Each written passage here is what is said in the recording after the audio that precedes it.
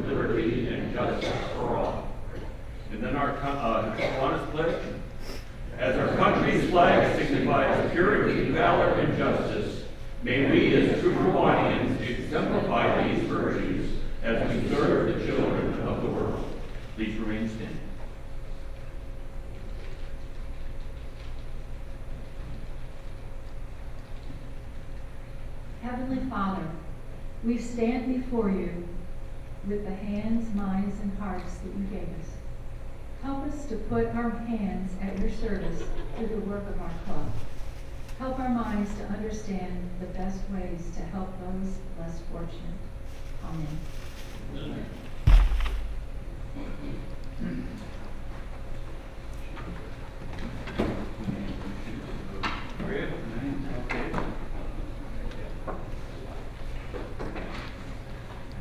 Good morning, Golden Gate.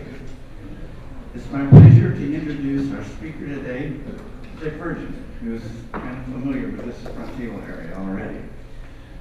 He will be discussing a timely and thought-provoking topic, medical aid in dying. What does the Illinois law allow? Dick grew up in University City, Missouri, just outside of St. Louis. Along with becoming a lifelong Cardinals baseball fan, he developed a great appreciation for everything St. Louis had to offer, from the zoo, the Munich, the art museum, to sledding on Art Hill, riding Admiral, and enjoying the city's many ethnic restaurants.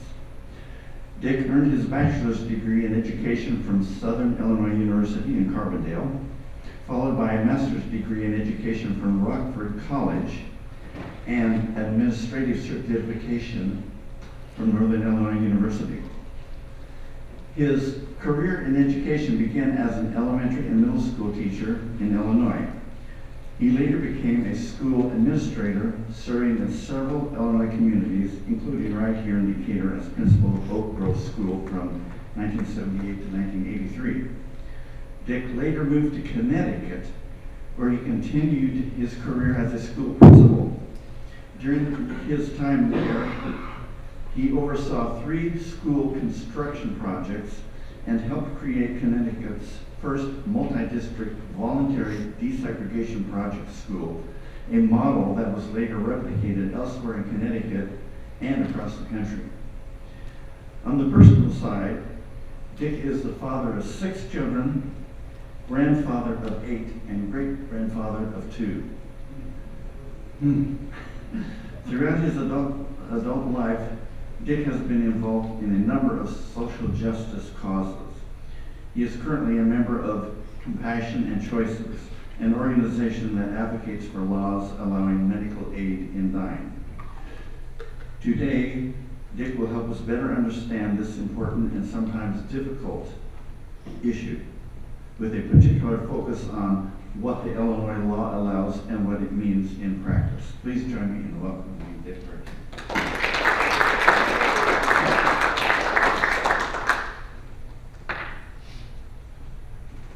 Okay, well, this is a time, excuse me, a timely topic. A law was passed, it's called Deb's Law, was passed during the last legislative session, which permits you, if you happen to be in a situation of being terminally ill, to decide when you want to leave. And there are various aspects of that are important for you to know. One that I would emphasize to all of you is that it's really important that you have conversations with one person and with one group. The person that you need to have a conversation with is your doctor. If you think that you at all might ever be at a point where you might consider shortening your life because you were really suffering under a terminally ill situation, it will require a doctor to be willing to give you the medication. And probably not all doctors are going to be willing. This is a new law that goes into effect in 3 weeks. So it's important that you talk with your doctor well in advance and say, sometime when you're there for a physical, say, if I ever reach this point, would you be willing to give me a prescription, for the medication? That way you'll know if you can rely on that person to do it, if you so choose, or if he says, he or she says, no, I have a religious reason that I don't want to do that, or because of my interpretation of the Hippocratic Oath, I don't want to do that. Then you need to find another doctor. And it's wouldn't be unethical or impolite to say, well, would you recommend somebody, that you could ask to have a medical, because you're going to need a medical doctor. You can't just go to the pharmacy and say, hey, you can get stuff. So the other thing is that if you think that is at all something that you would consider, you need to have a conversation with your family. And I can't emphasize that enough. For some years, I was on the ethics committee at Memorial Hospital. And the most difficult issues that we had to deal with were situations in which a patient had indicated, I don't want to suffer. If it comes my time, pull the plug, as the saying goes, that kind of thing. But some family members at the last moment have a different opinion. And it goes back and forth about, so who's going to be the decider here in this whole situation? Okay. And quite frankly, quite often, the family members who are the objectors are ones who have the least information from the person who's being considered here, but that still doesn't mean that there's not an issue. There is. So it's important that your family knows how you feel about it, okay? And make it very clear to them. I have a sheet for you that I'll pass out here at the end that gives you a list of all of the different kinds of things you ought to think about in terms and take care of in terms of various documents and so forth.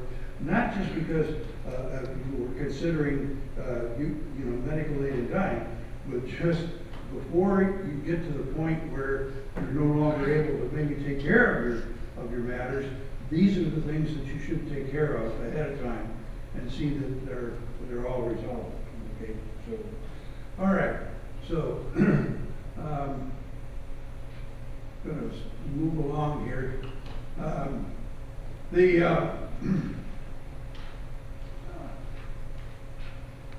let's get this here. The important part about looking at Deb's law is that you need to understand if you have a living will or something like that, and you've been put in there, this is how I want to be. If I'm really suffering and so forth, and I really don't want to stick around. That doesn't hold any water. Okay, it's good for people to know, but in terms of it really seeing that that's what happens, no, it's not going to do it. There's a process now that has been defined of exactly what you need to take care of. So we're going to go through that here. But medical aid and dying is basically giving a person who has been determined to be, in a situation where they're terminally ill, the option of saying, that I have decided for myself that this is, as long as I want to stick around. Giving you and setting it up to where what your wishes are you have assurance that that's what's going to be done. All right.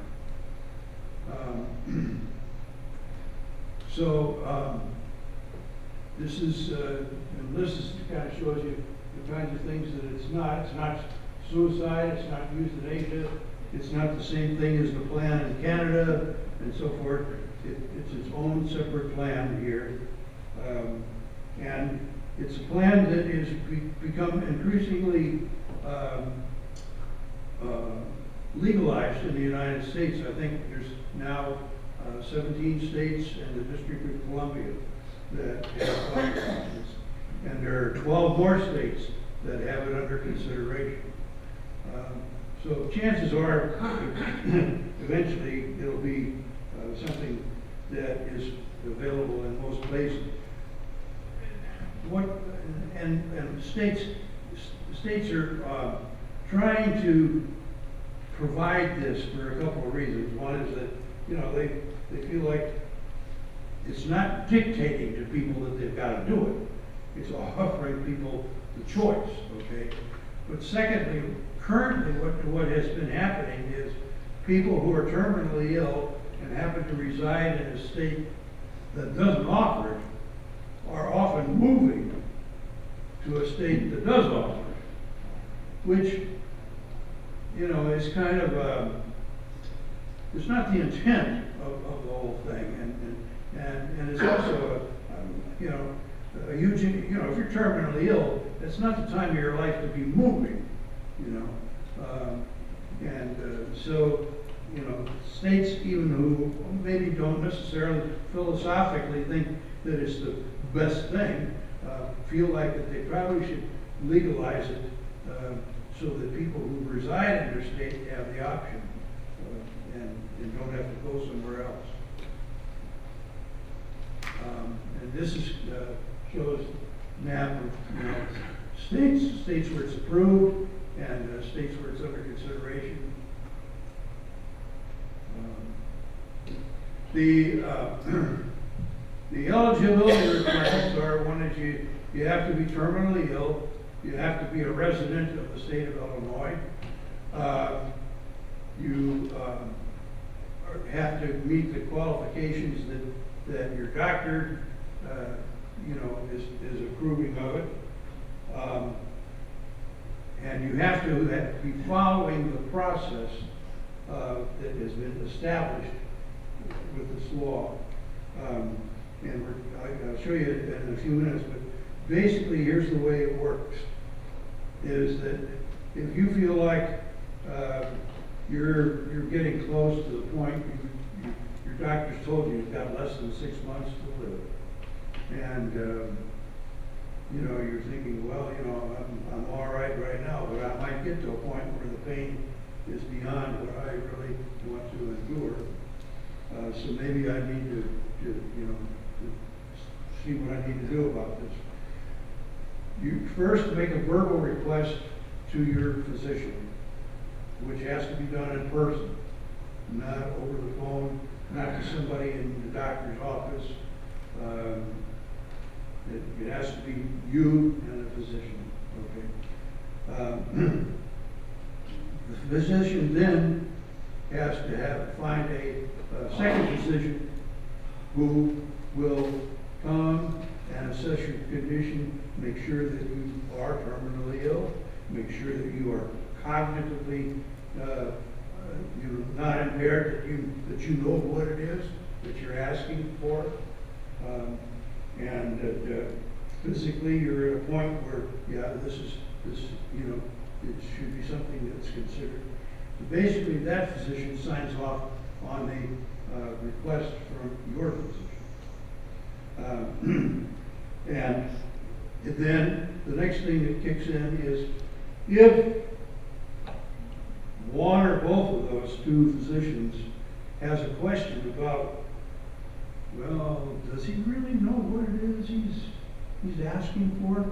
Then they have to bring in a mental health person to meet with you and go and so forth to determine, he knows what he's talking about here, okay, all right. And they have to sign off, all right. Then the request can be made of a pharmacy to provide the medication. And the medication has to be hand delivered by the pharmacy to your home. You have to receive it, sign for it. Then you'll be the person deciding when it is that you want to do this. It doesn't have to be like right away. I mean, this could be something that you do in preparation for, you can endure the pain right now, but you're concerned that you might not be able to, at some point. And so, you're kind of acting ahead of time to get ready for this.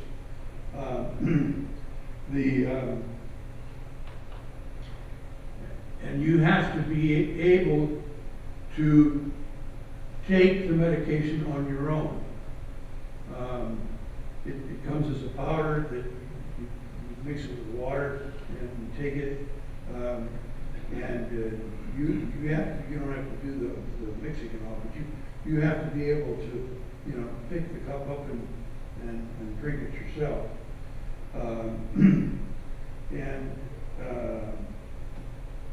So that's part of the requirements here. Anyway, that's kind of the overall process. And if there is medication left,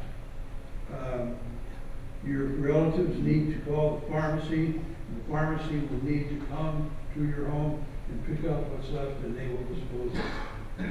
So there's a lot of things that are put into the process to try to make sure that only the intent of your wishes are is what's done. It's not that you get the medicine and share it with your cousin or something like that. All right. Whoop. Let's see. Also, the thing that you need to understand is that people have asked a lot of questions like, well, if I opt to do this, what's the cause of death that's going to be put on my death certificate? The cause of death that's going to be on your death certificate is going to be the illness, the terminal illness that you have. So if you are terminally ill with cancer, that's what's going to be on your death certificate.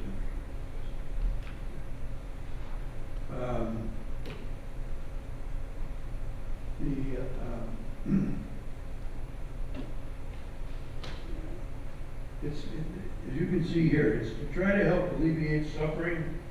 It's not to try to perpetuate any particular, agenda or anything like that.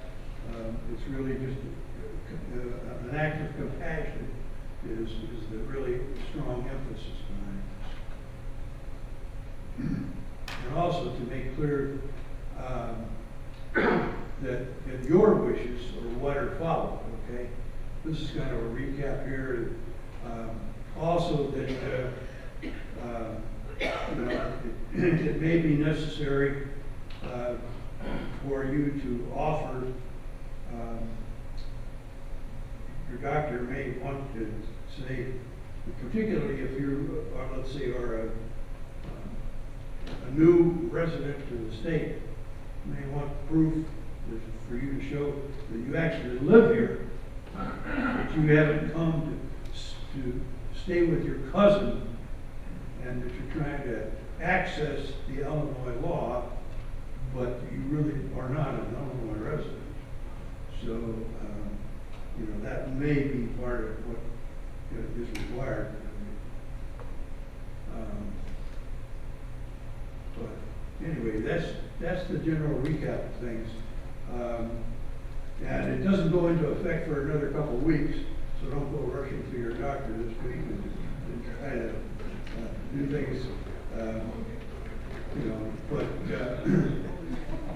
I think it gives you a general sense of what it's about and what's behind it and the process you have to follow. I'll be glad to try to answer questions, and I'll give you the sheets with the things that you need to Dick, I got a question. take care of in your, yes. Right here, Dick. Yeah. You said it's not like other countries. Well, if I remember right, when Canada started there, it was for one specific group of people. But now it seems like in Canada, but anybody can access it. It seems to me like this is a slippery slope and it's going to get out of hand. Well, you can't compare it to another country. You start doing that, and you can take every law and compare it to the law of another country. And I think that's one of the things that they're very specific in here and saying, this is not the Canada plan, okay? So, this is the Illinois plan. A couple questions. Is it a single dose that you take into this? And what does it actually do then? Does it just shut things down? And if it does, why is it possible to use something like this in states that have the death penalty? Has that ever been considered? Being maybe more humane than some of the other things that we do?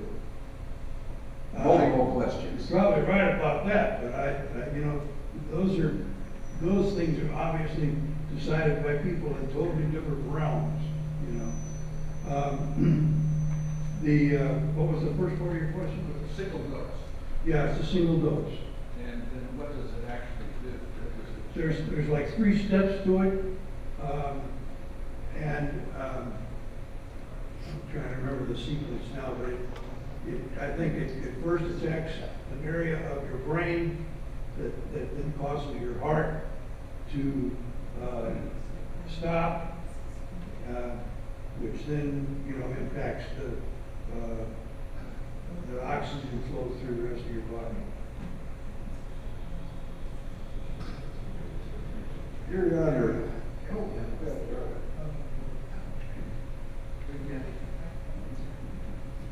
A doctor has to sign off when someone is put on hospice. So how does hospice, if a patient's already on hospice, Right. how do these two things mesh together? Because quite frequently when someone is put on hospice, they die fairly easily and somewhat quickly once they go into the hospice process, if they're terminal. So Right. I'm just wondering how these two play together. No, they actually are integrated together because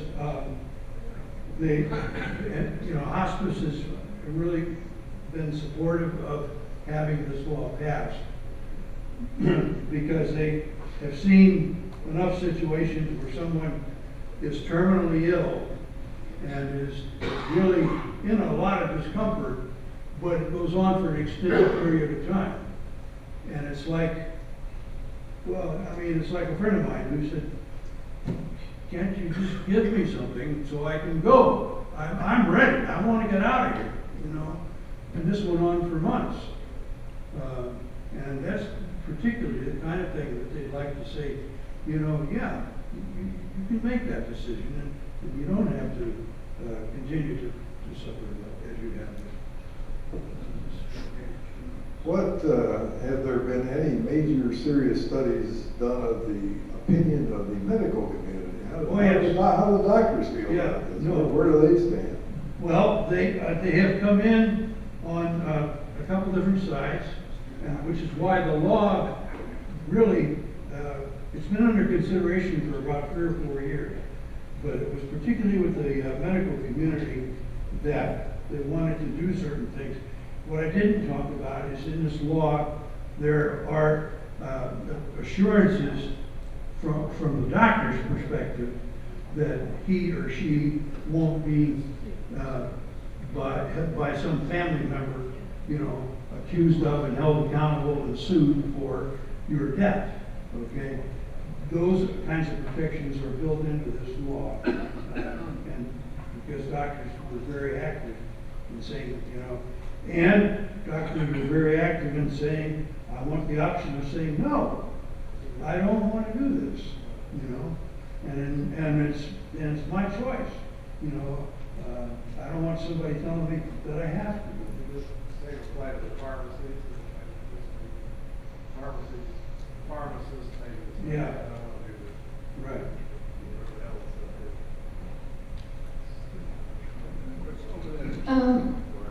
It seems to me that there's kind of a slippery slope there at the end because can be a lot of variables, and I'll give you 2. My mom had MS. It did not move fast. It took years and years and years. She spent 8 years in a nursing home. By the time she died, she actually went into the hospital one time, and a nurse in the hospital said to my sister, how do you communicate with her? It was like she had dementia.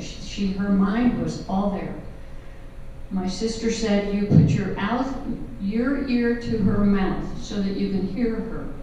And you put your mouth to her ear when you're talking to her. And then she can completely understand and respond. Could she feed herself? A bit. But can she actually take her fingers and pick up a pill? And I'm not sure if she could do that. But she was potent. She finally just had been in the hospital one time, went back to the nursing home, started to fail a little more. My sister had been there. She was called to come back. She lived an hour away. And the nurse said to her, you don't have to wait for her to get back if you don't want to. And then Mom passed away. So that was a decision that she made then. But could she have swallowed anything? I'm not positive. Well, Then, she another probably example. wouldn't be able to exercise. Let me give you another example. My father-in-law had Lou Gehrig's disease. And he functioned very well with it and lived much longer than anybody expected because he lived about 7 years with it instead of dying in 2. He was a very positive person. He could feed himself still because he could somebody made a spoon so that they could slip it on his hand because he couldn't work his fingers. So he could pick things up to feed himself. Now, can you pick up a pill and feed yourself? I suppose you can, but just a couple of examples of some real thoughts that need to be dealt with. All right, that's why there are 2 doctors involved, and they, in situations like that, would really work with the family about, all right, if the person desires this, then how will the medication be administered? There are some variable options that are offered for someone who's incapacitated in such a way that they can't take it, okay? But the general rule is, for the most part, that the person needs to do it themselves. And you can understand that because they don't want to say, you know, well, Cousin John's going to do it. Well, maybe Cousin John decides, I'm going to do it now. Okay? And that's why those options are not part of what can be done.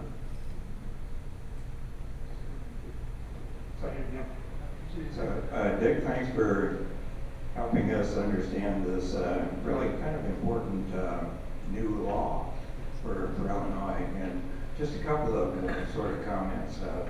One is that I do know that organized medical organizations, the AMA, American College of Physicians, and others, generally say that this is okay. This is not a violation of medical ethics to have this option available to patients.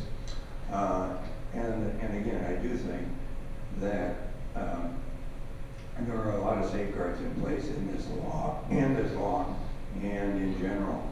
And places that have had this for a long time, like Oregon, it's not really used very often. I mean, it really is not. But it is at least available. Because otherwise, you know, patients have, of course, limited options. They can quit eating and drinking, which eventually will lead to their death. So that's one option. Or they can Google how to kill yourself. There's an organization called the Hemlock Society that actually talks about that in ways of ending your own life if you so desire. And there certainly are combinations of things that are available over the counter that, taking in the right dose, would likewise end your life. So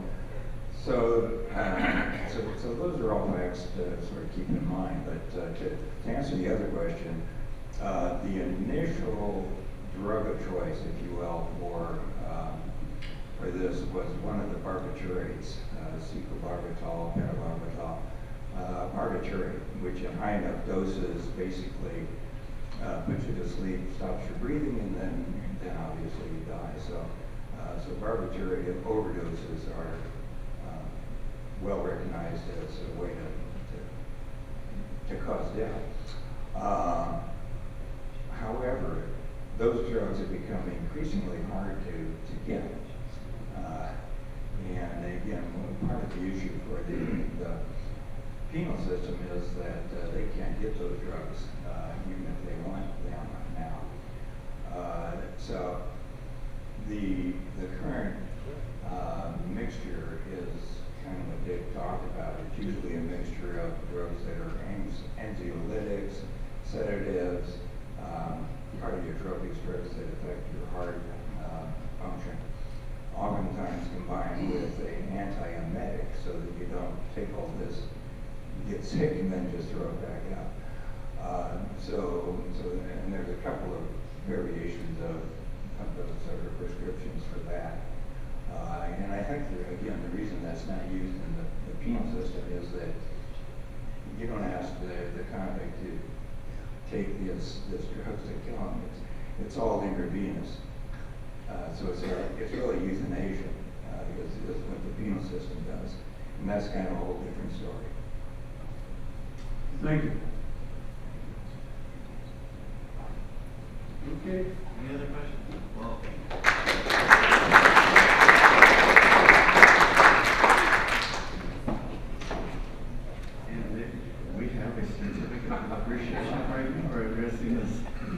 Father.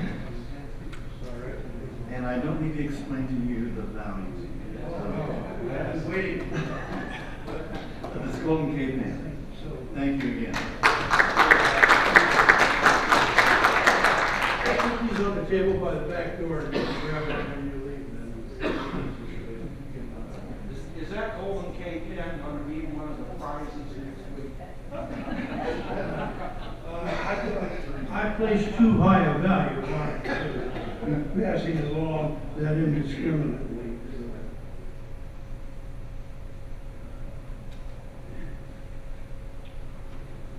All right, but I guess we are up to time for the word.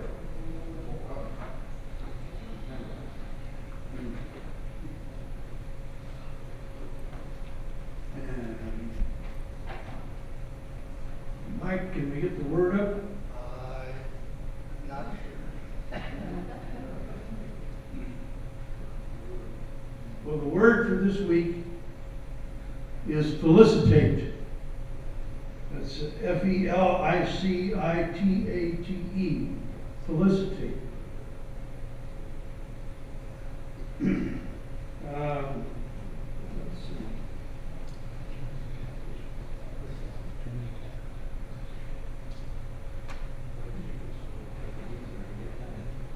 To moderate or cause to happen. No. To congratulate. Congratulate, that's it. You're right on the money. Congratulate. It's French. So come on up, we gotta, we get to, not, can't get to the wheel. So, I got a nice coin. Pick a number. 11.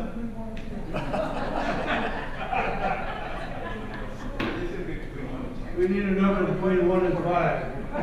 Oh, 3. 3, okay.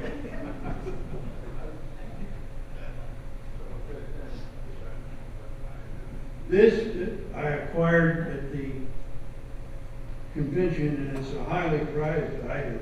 It was sought after by many people. I grabbed it off the table very quickly. It's a luggage tag that says, "Skip a meal. Your gift travels far by skipping a meal and donating to the Kiwanis Children's Fund."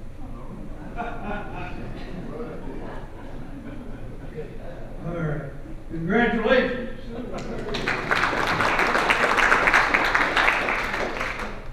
All right.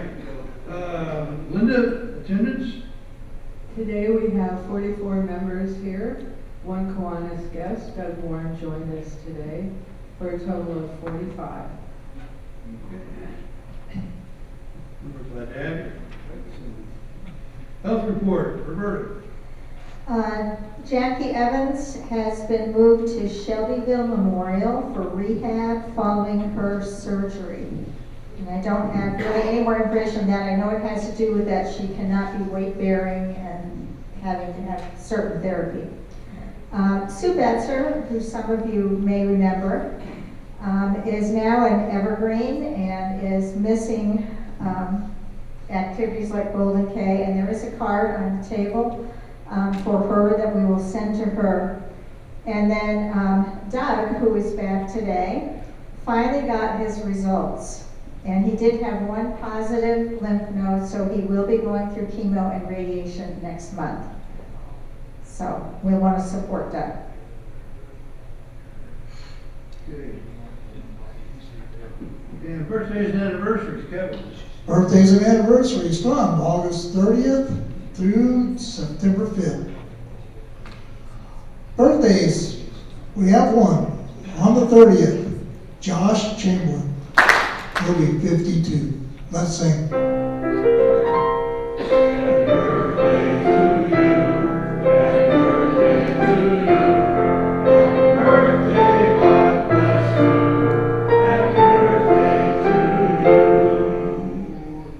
And we have one anniversary on the 2nd, Kevin and Rainey Hale. That sounds like a weather forecast. It'll be 20 years. Let's sing.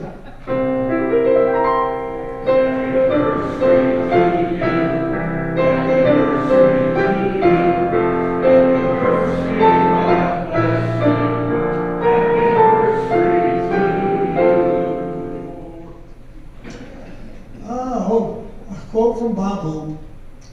Sound like me.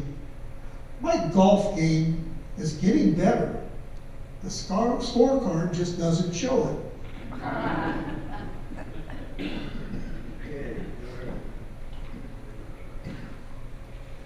Okay. Mr. Mystery Guest here. All right, we've got a few announcements we need to listen to. We're going to start with Dan Searock. Okay, on September 9th, we're going to have flu and COVID shots. I got a sign-up sheet over here at the table, and you can bring your wives, in-laws, ex-laws, outlaws, cousins, brothers, sisters, anybody you want for a shot. So feel free to come over and get your shot on the 9th. So start about 8:30. Okay, very good. Kyle, you're up. Okay, after much confusion with some folks at the Elks and a little bit of miscommunication, our breakfast with the Elks is this Saturday morning. It's August 29th. The Elks is at 22nd in Hickory, 2201 Hickory.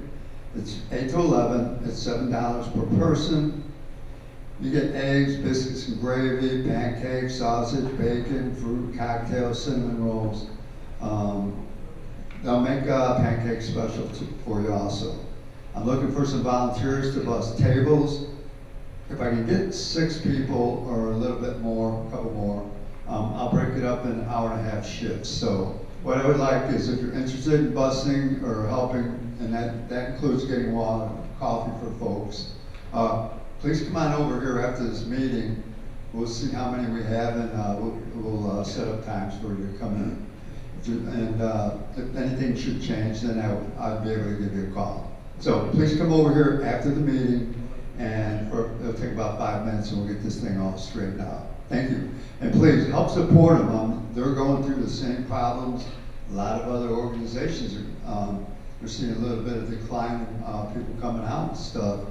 So it's not only a fundraiser for us, but if we can have a good turnout there, they make some money off it also. So thank you very much. Pull out your candles and calendars and take a look at that Saturday appointment. Mary Jean, did you want to say anything? Mike? It's not on the list, but Mary Jean's right there, so. Yes, I will be taking reservations for our luncheon on September the 22nd at the hall. It's $20 per person, guests and spouses. Anyone you'd like to invite, maybe a prospective member, bring them as a guest. So we will have taking reservations. The deadline will be the 16th of September. So you have a couple of weeks yet. Thank you. All right, thank you, Mary Jean. Marty, who's got a... Susan, go ahead. In August, we had 3 volunteers that provided the meal for the carriage house, and we served 22 women and 5 children. That's the most we've served at one time. And I have no idea where they put them all, because they don't have that many beds. They just put little pallets on the floor, but at least they're out of the weather. In this case, they had a little air conditioning. Yesterday, we had Good Samaritan Inn. We distributed 14 trauma dolls. We fed 4 children, which was wonderful. There's usually more children in that even after school starts, so maybe they're getting the kids in school, I don't know. We served 75 cold lunches and 197 hot lunches for a total of 272 lunches, which is a large number, considering a couple of people who signed up didn't come, so we only had 5 volunteers from Golden Cave, plus 1 person that volunteers on her own. Bless her for staying, but that's a whole lot of meals to feed that many people in that short amount of time. So I want to thank the volunteers for that, and again, the sign-up sheet for September is over here by the name tag table, and if you're interested, please sign up, and then If you can't come, at least let me know. This month, Good Samaritan Day is September 22nd. It's the same day as the luncheon that Mary Jean was talking about. But the luncheon starts at 1, and we would be done at 1. So you can do both the luncheon and Good Samaritan Day. So please give us some help there. Also, I delivered 14 trauma dolls to the emergency room at St. Mary's Hospital, and they were delighted to get those. And if you're interested in working on trauma dolls at home, we have some over here that need sewn. I have material that and patterns where you can cut out the dolls. So help us out. Thank you. All right, let's see, we've got Marty Williams. Is Marty, yes, Marty is over there. We're continuing to sign up for Peanuts Friday and Saturday, September 18th and September 19th. We have plenty of empty slots available. It's appreciated if you've already signed up. I think we have 3 more Wednesdays to sign up. And also, I'm taking orders for, if you want to buy peanuts, $25 a case, or donate them to your EMTs. I have them here if you want to buy them right now. You can take an order form and bring it back, next week, and we'll get our peanut sales rolling. Thank you. All right, thank you, Marty. Ron Black has an announcement. Good morning again. As you know, for several years, we were blessed to have Larry Wade at the piano, and he did an annual Christmas program for us. Well, I know it's August and a little early to think about Christmas, but if we're going to plan, we need to plan appropriately. So what we want to do this year, we want to continue to have a Christmas program. It's scheduled for December 16th. But we want to have your favorite Christmas songs. They can be sacred, they can be secular. But in 2 weeks, we're going to be passing out ballots, and we're going to ask you to list in order your top 5 Christmas songs. And so I just want you to be aware of that so you can be thinking about it. So when we come to you in 2 weeks and say, hey, please fill this out, it won't come as a surprise. Thanks, everybody. Okay, does anyone else wish to make an announcement this time? All right, Nick.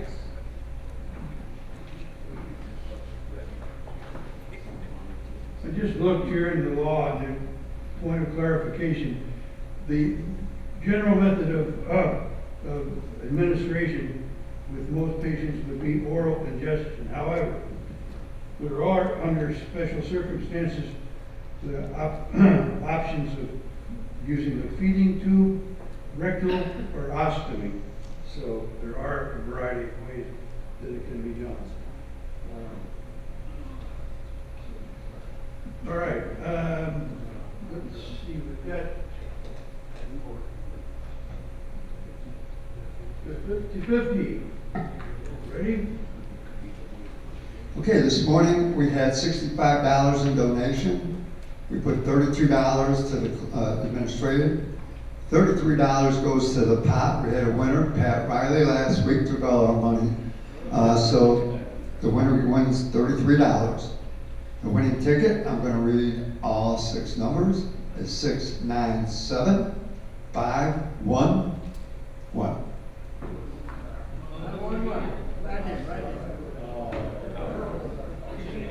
Looks like Pat Burnell.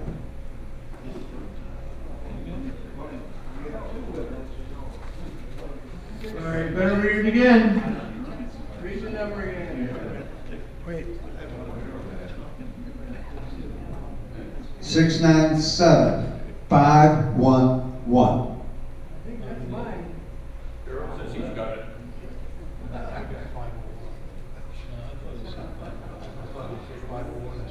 Carol. Carol.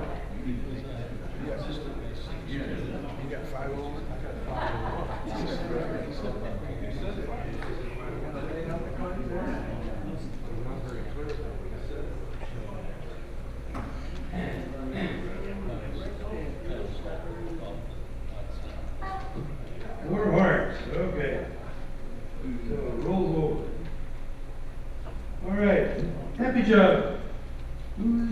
today?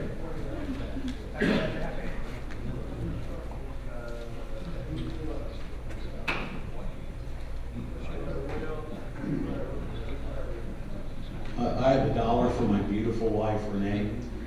She's an angel from heaven that is living proof God protects idiots and shelter.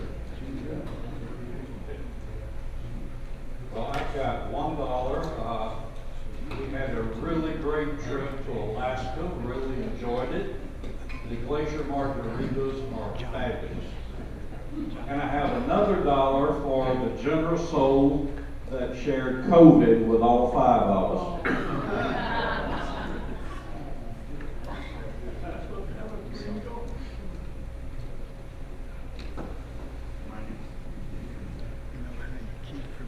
Okay, the little small pleasures of being a treasurer.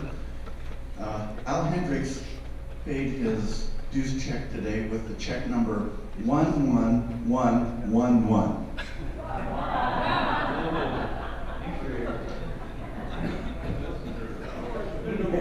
Here's $1 for missing over a month, and another $1 I'm glad about.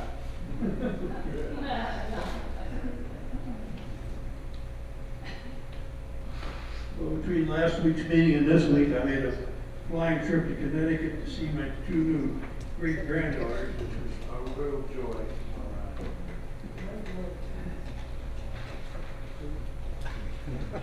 I spent the last week at an education conference at BYU where they taught all kinds of things like how to pay your taxes and all that kind of stuff. So it was a good experience. Well, I'm happy I had a good visit with my granddaughter in Boston, made it back, and I was able to muddle through doing Gary's job. He does a great job here. I have $1 for Jim Freeman, even though his name was in the obituaries, it wasn't him.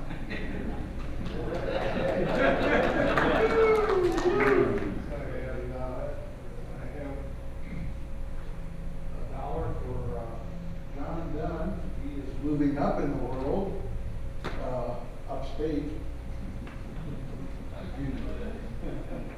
And it's been a pleasure visiting with him for all the time we've been Kiwanis together. And $1 more. This one, I got my taxes paid today.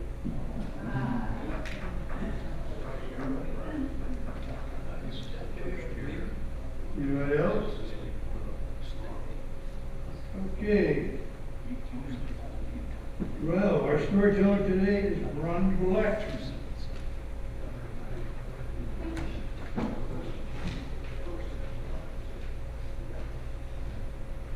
First of all, I want to give credit where credit is due. This was an award winner from the contest that is held annually by the Kiwanis Club of San Bernardino, California. And this was one of their winners from several years ago, but just seemed appropriate considering our topic today. Henry and Gladys had lived a very long life together, but Henry was nearing the end. They had a traditional marriage, and he would go out and run his business and earn a living, and his beautiful wife Gladys would stay home and do the cleaning and the cooking and entertaining of guests. One of the things that Henry always liked was her baking. So he's in his bed nearing death, and he smells his favorite chocolate chip cookies, the aroma wafting up from downstairs. So Henry climbs out of bed, works his way down the stairs, gets into the kitchen, and there she had baked him his favorite chocolate chip cookies. As he reaches for a cookie, she smacks his hand and says, "Put that back, those are for, you know."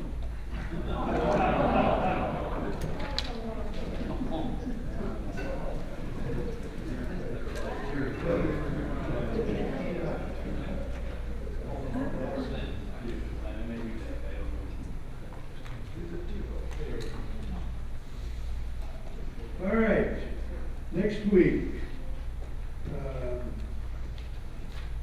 our Our speaker will be Linda Little, the Executive Director of CHELP, and our topic's going to be dementia-friendly Decatur. All right. We are Golden K. We enjoy changing our world for the better by serving children and others. We are adjourned.